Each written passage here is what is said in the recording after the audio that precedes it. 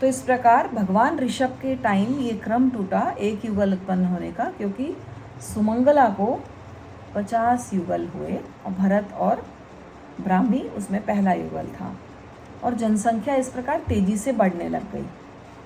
अब जब राज्याभिषेक हुआ उनका भगवान ऋषभ का, तो कुलकर नाभि के पास रोज यौगलिकों की शिकायत आने लगी। शिकायत आने पर वो किसी को कुछ कहते तो जवाब मिलता, भूखा था, पेट भरने के लिए मैंने ऐसा कर दिया, आप कुछ प्रबंध कीजिए, आप आइंदा से ऐसी गलती नहीं होगी। इस प्रकार मतलब धीरे धीरे अपराध इसलिए बढ़ने लगे क्योंकि संसाधन कम हो गए, जनसंख्या ज़्यादा हो गई। तो दंड संहिता जो थी, 3 दंड संहिता थी, हाकार, मकार और धिक्कार। हाकार यानी हा, तूने क्या किया, इतना सा सुन के तो शर्म से पानी पानी हो जाते थे पहले। माकार नीति, मत करो, ऐसा मत करो, इतना सुन के ही समझ जाते थे, ये भी उनके लिए बहुत बड़ा दंड होता था। और तीसरा जो दंड व्यवस्था का प्रकार था उसमें था धिक्कार, अरे तूने ये क्या कर दिया, धिक्कार है तुझे धिक्कार है। और ऐसा सुनकर भी व्यक्ति सुधर जाता था। पर जब धीरे धीरे क्राइम बढ़ने लगा, अपराध बढ़ने लगा, तो ये तीनों जो नीतियाँ थी दंड की वो काम नहीं आ रही थी। तब फिर नए नियमों का सूत्रपात हुआ वहाँ पे, और नाभि कुलकर के पास सब आते थे अपनी शिकायत लेके। कभी खाद्य की समस्या हो जाती, कभी कपड़ों की समस्या हो जाती।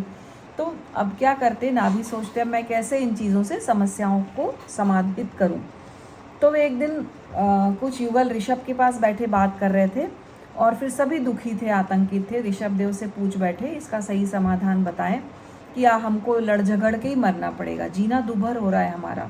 तो ऋषभ ने मुस्कुराकर कहा, समय के साथ व्यवस्थाएं बदलती है, आपको अपनी आदतें बदलनी पड़ेगी। ऐसा करने पर समस्या स्वतः ही समाप्त हो जाएगी। किसको बदलना पड़ेगा, आपको अपनी आदतों को बदलना पड़ेगा।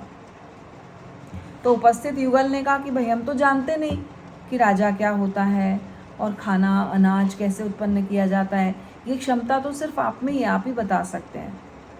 तो फिर भगवान जो ऋषभ थे उन्होंने नाभि कुलकर जो अपने पिताजी के पास भेजा उनको, और कहा कि तुम जाओ नाभि से निवेदन करो कि कोई ना कोई व्यवस्था हमारे लिए जमाई जाए, वे शायद आपकी बात मान लेंगे। तो सब युगल मिलकर कहाँ गए, नाभि के पास गए।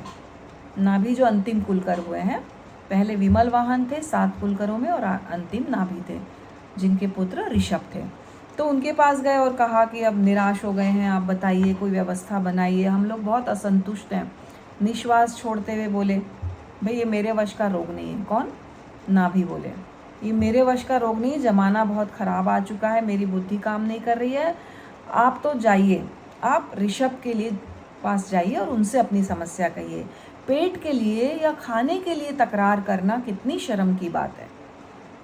ऐसा कह के उन्होंने कहा कि आप जाइए और ऋषभ भगवान से अपने समस्याओं का समाधान लीजिए। तो सब गए, भगवान ऋषभ के पास गए युगल मिलकर, और कहने लगे कि आप हमारे राजा बन जाइए। तो भगवान ऋषभ, ठीक है भाई, मैं आपकी समस्या का समाधान करूंगा। और उन्होंने असी मसी और कृषि कर्म भी नहीं आता था वहाँ पर किसी को, कि कैसे अनाज उपजाएं, कैसे उसको पकाएं, कैसे भोजन करें, ये सब करने के लिए फिर ऋषभ ने उनको शिक्षा दी। उन्होंने बताया कि जैसे अब मिलता है भरपेट भोजन नहीं मिल रहा है, क्योंकि कल्पवृक्ष कम हो गए और लोग ज़्यादा हो गए। तो उन्होंने बताया कि भाई समय बदल गया है, अतः तुम अपने आप को बदलो, और आज से हम वो वृक्ष लगाएंगे जो 12 महीने फल देंगे। तो ऐसे वृक्ष लगाएंगे जिससे फल मिले और भरपेट आपको भोजन मिले और खूब अच्छा भोजन मिलेगा। पर ये शर्त है कि आपको श्रम करना पड़ेगा, आपको मेहनत करनी पड़ेगी, खेतों में अनाज बोना पड़ेगा, हर चीज़ उत्पन्न करनी होगी। अतः सब लोग श्रम करो और सुख से जियो। तो ये कृषि की शिक्षा भगवान ऋषभ के टाइम हजारों नौजवानों को उन्होंने दी, और फिर सब संकल्प करके और मेहनत करने लग गए। अब पुरानी लकीर को पकड़े रहना तो संभव नहीं था, और सबके मुंह पर एक ही नारा था, श्रम करो सुख से जियो, श्रम करो सुख से जियो। तो इस प्रकार भगवान ऋषभ ने कृषि के साथ साथ अन्य आवश्यकताओं की पूर्ति के लिए अन्य उपाय भी सिखाए, और प्रत्येक कार्य सिखाया उनको। और जब वो अनाज उत्पन्न करने लगे तो उनके जो पशु थे वो सारा अनाज खा जाते थे। तो उन्होंने कहा, अरे अब ये सारा अनाज खा जाते हैं तो हम कैसे खाना खाएं, हम कैसे भोजन करें।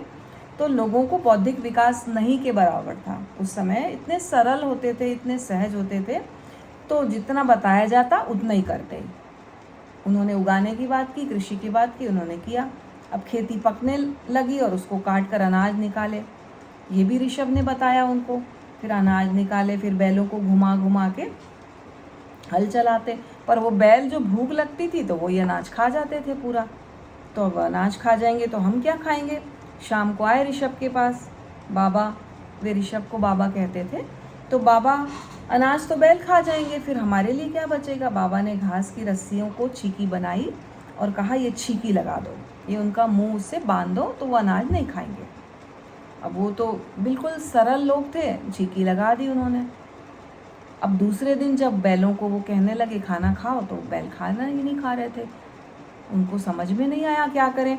फिर भगवान ऋषभ के पास आए और बोले कि भगवान, वो तो मेरे जो पशु हैं, बैल हैं, वो खाना ही नहीं खा रहे। उनके आगे हमने चारा रख दिया, फिर भी उन्होंने नहीं खाया। अब क्या करें, बैल तो मर जाएंगे ऐसे। उन्होंने खाना पीना ही छोड़ दिया। बाबा ने कहा, अरे तुम लोगों ने छीकी खोली या नहीं खोली। अब उनको याद आया, अरे हमने तो छीकी लगाई और हम तो भूल गए, हमें क्या पता उसको खोलना भी पड़ता है। तो ये जो कालमान था, 12 घंटे छीकी बंधी रही उनकी, और जिसके कर्म के परिणाम स्वरूप भगवान ऋषभ को 1 वर्ष तक निर्दोष आहार, यानी जो आहार नहीं मिला उनको 1 वर्ष तक, वो इसलिए वो वर्षी तप हो गया उनका। और आज जो वर्षी तप होता है वो 1 दिन छोड़कर होता है, क्योंकि उतनी सहनन क्षमता नहीं होती है। तो 2 साल तक जब हम करते हैं तो 1 वर्षी तप होता है हमारा। तो भगवान ने उस समय जो ये कर्म बांधे थे, 12 घंटे का, आप सोचिए 1 साल तक, 12 महीने तक उनको भोजन नहीं मिला। तो कर्मों का ऐसा विपाक हुआ। तो बाबा ने कहा, अरे जाओ जल्दी खोलो। और लोगों ने जाके छीकी खोली, तब बैलों ने खाना खाया। उस जमाने में अग्नि भी नहीं होती थी। जब वो कच्चा अनाज खाते थे तो उनका पेट दुखने लग जाता था। तो फिर आए बाबा के पास, अरे बाबा क्या करें, वो अनाज जो हम खाते हैं, आप बताइए, उससे तो हमको पेट में दर्द होने लगता है। और फिर एक बार जंगल में गए तो लाल लाल कुछ पत्थर दिखाई दिया। तो फिर बाबा के पास पूछने के लिए आए, हम क्या करें, ये लाल लाल पत्थर है, इसको हमने पकड़ा तो हमारे तो हाथ जल गए, फफोले हो गए। तो भगवान ऋषभ ने कहा, अरे इससे तो खाना पकाया जा सकता है, ये तो तुम्हारे भाग्य से अग्नि पैदा हो गई, इसके तो बहुत सारे उपयोग हैं। तुम अगर इसका उपयोग करो खाना पकाने में, तो तुम्हारे का जो कच्चा अनाज खाते हो उससे पेट भी नहीं दुखेगा। तो ठीक है भाई। अब गए वो लाल लाल पत्थरों में, उन्होंने अनाज डाल दिया। अनाज तो पूरा जल गया, क्योंकि अग्नि में डायरेक्टली उन्होंने डाल दिया, कोई बर्तन नहीं था। तब मानवीय सभ्यता का विकास हुआ। भगवान ऋषभ ने उनको बर्तन बनाना भी सिखाया कि इस तरह से मिट्टी का कोई बर्तन बनाओ, उसके अंदर अनाज रखो, फिर अग्नि के ऊपर रखो, तो तुम्हारा भोजन अच्छी तरह से पकेगा और उससे तुम्हारा पेट भी नहीं दुखेगा और खाना भी नहीं जलेगा। तो भोजन पकाना उस समय लोगों ने सीखा और पेट भी नहीं दुखने लगा। फिर क्योंकि भारी भारी रहता था, कच्चा अनाज खा के पेट और दर्द करता था, तो उन्होंने दुष्पाच्य भोजन को सुपाच्य बनाना सीखा और अग्नि में पकाना सीखा। तो इस प्रकार भोजन पकाना भी किसने सिखाया, भगवान ऋषभ ने। हमको तो सब कुछ सहज में मिल गया है, लेकिन उस जमाने के लोगों को हर चीज़ सीखनी पड़ी। अब असी कर्म क्या होता है, असी कर्म की शिक्षा भी दी, तो कृषि की शिक्षा दी। असी कर्म यानी अस्त्र तैयार करना, भाला, बर्छी, तलवार, शस्त्र, ये सब बनाना सिखाया, क्योंकि अपनी सुरक्षा का प्रश्न भी, अपना भी एक दायित्व, अपने प्रति सुरक्षा, राज्य की सुरक्षा, परिवार की सुरक्षा, ये सब दायित्व भी धीरे धीरे जैसे जैसे अपराध बढ़ा वैसे वैसे आने लगे। तो उन्होंने खेती करना ही सिखाया नहीं, बल्कि क्षत्रिय कहकर उनको पुकारते थे, जिनको उन्होंने असी कर्म सिखाया। तो ये जो जाति की व्यवस्था थी, जो रक्षा करेगा वो क्षत्रिय कहलाएगा, जो सफाई का कार्य करेगा वो शूद्र कहलाएगा।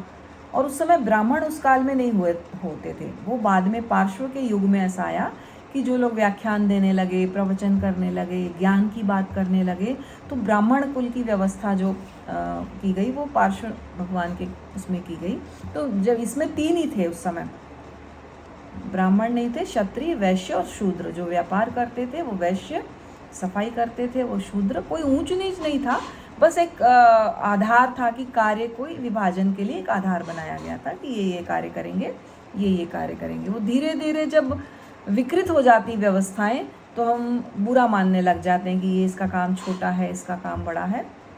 तो ये 3 व्यवस्थाएं थी उस समय, असी मसी और कृषि सिखाई। फिर उनको मसी यानी लिखा पढ़ी, मसी कर्म यानी लिखना, वस्तु से वस्तु का विनिमय होता था। भाई मैंने चावल दे दिया, आपने गेहूँ दे दिया, इस तरह से वस्तु का विनिमय होता था। मैंने वस्त्र दे दिया, उन्होंने शस्त्र दे दिया। इस तरह अलग अलग वस्तुएं जो हम उत्पादन करते हैं वो दूसरे को दे दें, दूसरे जो उत्पादन करते हैं वो हमको दे दें। इस तरह से व्यवस्थाएं चलती थी। कोई हिसाब किताब, लिखा पढ़ी, कोई मसी यानी वो व्यवस्था थी नहीं। मसी कर्म अर्थात लिखा पढ़ी की कोई व्यवस्था नहीं थी।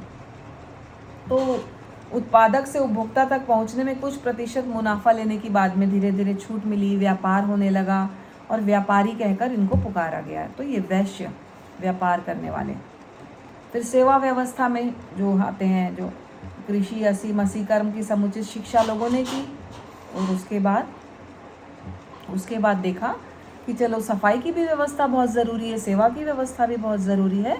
तो उस व्यवस्था का भी निर्माण किया गया। फिर वर्ण व्यवस्था बनी इसके कारण कि कार्य की अपेक्षा से अलग अलग वर्ग बन गए, अलग अलग वर्ण बन गए। तो भारतीय ग्रंथों में उपलब्ध 4 वर्णों में से 3 वर्ण भगवान ऋषभ के समय हो चुके थे। तो कृषि और मसी ये 2 कर्म करने वाले वैश्य कहलाते थे, जो खेती करते थे और लिखा पढ़ी और व्यापार करते थे। और इसके अतिरिक्त जो सफाई का काम करते थे वो शूद्र कहलाते थे। तो ये व्यवस्थाएं उस समय हुई थी। और ब्राह्मण वर्ग की जो उत्पत्ति थी वो सम्राट भरत के शासनकाल में हुई। सम्राट भरत ने कुछ धर्म के सतत जागरण के लिए कुछ बुद्धिजीवी व्यक्तियों को चुना और उनको चुना जो वक्तृत्व कला में निपुण थे। जैसे कम्युनिकेशन स्किल, बातचीत की कला, चर्चा की कला में जो धार्मिक प्रेरणा देना उनका काम था। और उनको सम्राट भरत ने आजीविका से मुक्त रखा कि धन कमाने से। वो जब अपना प्रवचन देते, व्याख्यान करते तो उनके भोजन की व्यवस्था घर में होती थी, अलग अलग घरों में होती थी। और वे ब्रह्मचर्य का पालन करते थे, ब्रह्म में लीन रहते थे, इसलिए उनको ब्राह्मण कहा जाता था। तो उनकी संख्या सीमित थी और भरत द्वारा ही निर्धारित थी वो संख्या कि ये लोग ब्राह्मण हैं और इनका ये कार्य है। तो इस प्रकार वर्ण व्यवस्था भी आई धीरे धीरे। व्यवस्था के साथ साथ समाज व्यवस्था, असी मसी कृषि व्यवस्था, और इनको जनेऊ दिया गया जिससे इनकी पहचान हो सके। नहीं तो हर कोई व्याख्यान देता, हर कोई प्रवचन कर सकता है, नहीं। जिनको जनेऊ दिया गया और उनके यहाँ पे रेखाएं खींच दी गई, कांगड़ी से, रत्न से 3 रेखाएं खींच देते थे और धीरे धीरे जनेऊ का रूप बन गया ये। तो ब्राह्मण को पहचानने के लिए ये एक व्यवस्था हो गई जनेऊ की। तो ऋषभ और सम्राट भरत के समय से देखा जाए तो 4 वर्गों की व्यवस्था, 3 वर्णों की ऋषभ के टाइम और 4थे वर्ण की सम्राट भरत के टाइम व्यवस्था हो गई।